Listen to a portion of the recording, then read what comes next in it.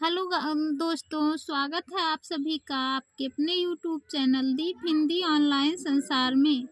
आज हम आप लोगों के लिए लेकर आए हैं न्यू पैटर्न आगामी 2025 बोर्ड का exam, subject Hindi. Number 1 question है। ये सारे क्वेश्चन जो OMR सीट पे किए जाते हैं वही हैं। नंबर 1 है, शुक्ल युग के लेखक नहीं हैं तो कौन नहीं है? भारतेंदु हरिश्चंद्र, क्योंकि ये भारतेंदु युग के लेखक हैं। पूस की रात कहानी के लेखक मुंशी प्रेमचंद जी हैं। मुंशी प्रेमचंद की पुस्तक है तहरीर, उसी का एक अंश है पूस की रात। तीसरा है, सिंदूर की होली के नाटककार तो लक्ष्मी नारायण मिश्र जी हैं। रूस में 25 मास यात्रा वृत्त के लेखक कौन है? राहुल सांकृत्यायन। माटी हो गई सोना संस्मरण के लेखक कौन है? कन्हैयालाल मिश्र प्रभाकर।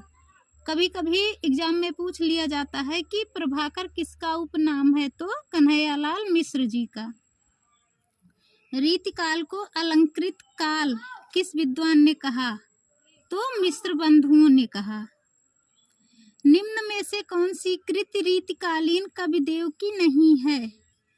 कवि प्रिया, भाव विलास, भवानी विलास, रस विलास। देव की ये समस्त तीनों रचनाएं हैं और नंबर 1 कवि प्रिया जो है वो केशवदास की रचना है, कवि देव की नहीं, इसलिए नंबर 1 जो है कवि प्रिया यही सही है। भारतेंदु युग की विशेषता प्रवृत्ति नहीं है तो क्या है? उसकी विशेषता है काव्य भाषा के रूप में खड़ी बोली का प्रयोग। वर्ष 1943 में प्रकाशित तार सप्तक का संपादन किसने किया? तो ये हम सभी लोग जानते हैं कि सच्चिदानंद हीरानंद वात्स्यायन अज्ञे इनका उपनाम है। इन्होंने तार सप्तक का संपादन 1943 ईस्वी में किया। राम की शक्ति पूजा किसकी रचना है? राम की शक्ति पूजा सूर्यकांत त्रिपाठी निराला जी की रचना है। सूर्यकांत त्रिपाठी निराला जी जो हैं, निराला इनका उपनाम है। हाथी जैसी देह है गैंडे जैसी खाल, तरबूजे सी खोपड़ी खरबूजे से गाल। उपर्युक्त पंक्तियों में कौन सा रस है? तो हास्य रस है, क्योंकि यहाँ पर हंसने के लिए ही किसी मनुष्य के शरीर की उपमा हाथी के शरीर से दी गई है और मनुष्य जो जिसकी उपमा दी गई है उसकी चमड़ी की उपमा गैंडे की खाल से दी गई है तथा उसकी खोपड़ी को तरबूजा कहा गया है और उसके गालों को खरबूजा कहा गया है, इसलिए यहाँ पर हास्य रस है। उस काल मारे क्रोध के तन कांपने उसका लगा, मानो हवा के बेग से सोता हुआ सागर जगा। उपर्युक्त पंक्ति में कौन सा अलंकार है? तो यहाँ पर उत्प्रेक्षा अलंकार है। जो सुमिरत सिद्धि हुई गणनायक करिवर वदन, करौ अनुग्रह सोई बुद्धि राशि शुभ गुण सदन। उपर्युक्त पंक्तियों में कौन सा छंद है? तो इसमें सोरठा छंद है। अनुपसर्ग का प्रयोग नहीं हुआ है। अनुकरण में, अनुशासन में, अनुत्तीर्ण में, अनुवाद में।